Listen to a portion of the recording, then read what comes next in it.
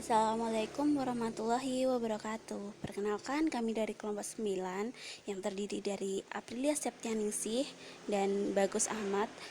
Kami di sini akan menjelaskan tentang kewarisan spesifik terkait khunsa, hamil, mati bersama, dan mafqud.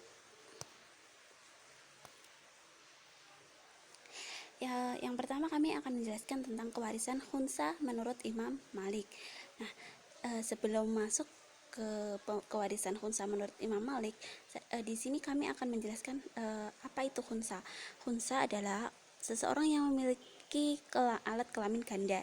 Jadi dia belum bisa dipastikan antara perempuan dan laki-laki. Nah, sekarang masuk ke materi. Khunsa khairu muskil, semua ahli waris termasuk khunsa diberikan separuh dari dua perkiraan laki-laki dan perempuan.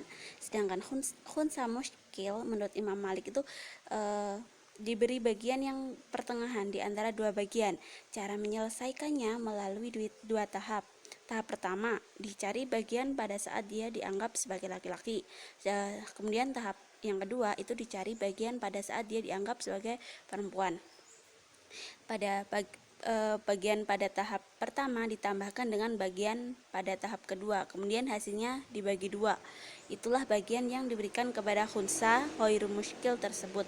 Pemberian hak waris kepada para banci tengah-tengah di antara kedua bagiannya. Maksudnya mula-mula permasalahannya itu dibuat dalam dua keadaan, kemudian disatukan dan dibagi menjadi dua, maka hasilnya hak atau bagian dari khunsa itu tersebut. Yang selanjutnya, kewarisan khunsa itu menurut Imam Syafi'i. Khunsa ghairu muskil menurut Imam Syafi'i itu bahwa masing-masing ahli waris dan khunsa diberi bagian yang minimal sesuai dengan status mereka yang lebih diyakini. Apabila statusnya sudah jelas, maka sisanya diserahkan pula. Pendapat inilah yang muktamad atau berdasar menurut ulama Syafi'iyah. Nah, untuk khunsa muskil, Imam Syafi'i itu diikuti oleh Abu Saur, Daud, dan Ibnu Jarir berpendapat bahwa khunsa khairu muskil dan orang yang bersamanya mendapat yang meyakinkan, yaitu yang terkecil di antara dua kemungkinan. Kemudian ditangguhkan sampai ada kepastian jenis kelaminnya atau sampai mereka bersama memutuskan secara damai. Bagian setiap ahli waris dan atau khunsa itu tadi diberikan dalam jumlah yang paling sedikit, karena pembagian seperti ini lebih meyakinkan bagi tiap-tiap ahli waris. Sedangkan sisanya dari harta waris yang ada itu tadi untuk sementara tidak dibagikan kepada masing-masing ahli waris hingga telah nyata keadaan yang semestinya. Inilah pendapat yang dianggap paling rajih atau kuat di kalangan Imam Syafi'i. Jadi untuk sisa hartanya itu tadi ditangguhkan, tidak dibagikan ke ahli waris itu terlebih dahulu. Nah, selanjutnya yaitu pembagian warisan hamil. Nah, al-hamil atau yang kita ketahui dengan anak dalam kandungan menurut istilah adalah janin yang dikandung dalam perut ibunya, baik laki-laki maupun perempuan. Salah satu syarat bahwa seorang ahli waris dapat mewarisi harta pewaris adalah keberadaannya masih hidup ketika pewaris wafat. Nah, dengan demikian bagi janin yang masih dalam kandungan ibunya belum dapat ditentukan hak waris yang diterimanya karena belum dapat diketahui secara pasti keadaannya.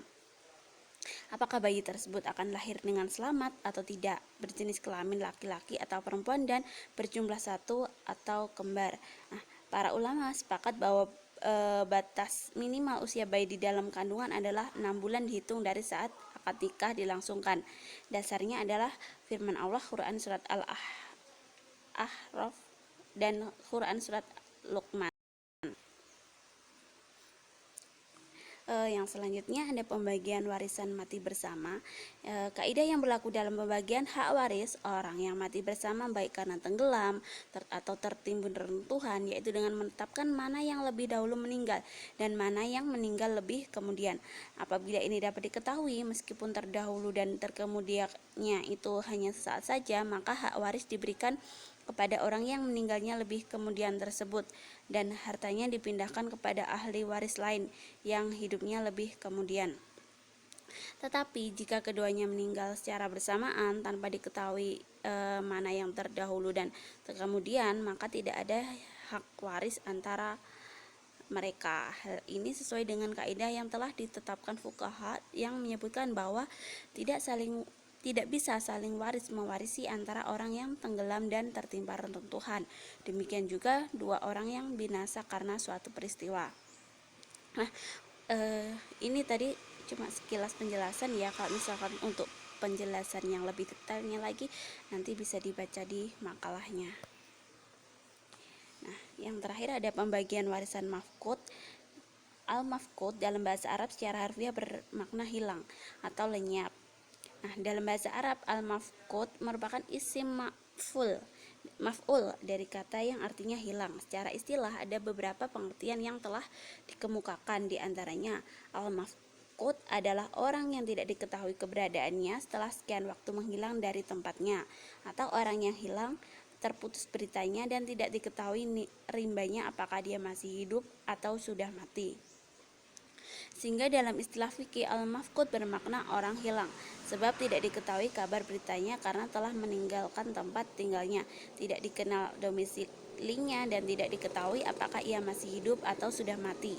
Nah, dari beberapa pengertian di atas, baik yang ditinjau dari aspek bahasa maupun istilah, al-mafqud dimaksudkan sebagai sebutan terhadap orang yang tidak diketahui tentang kejelasan antara hidup dan matinya, oleh sebab menghilangnya seseorang tanpa diketahui lagi keberadaannya dan domisilinya. Namun yang lebih ditekankan dalam konteks ini adalah persoalan mengenai ketidakjelasan hidup dan matinya seseorang yang hilang tersebut. Jadi ini al-mafqud itu artinya orang yang hilang dan keberadaannya tidak diketahui, dan bahkan dia masih hidup atau tidak itu tidak diketahui. Nah, itu tadi sekilas penjelasan materi dari kami. Untuk lebih jelasnya lagi bisa dibaca di makalahnya terkait pembagian-pembagian dan contoh-contohnya. Ada kurang lebihnya kami mohon maaf, dan jika ada yang perlu ditanyakan silahkan ditanyakan. Sekian dan terima kasih. Wassalamualaikum warahmatullahi wabarakatuh.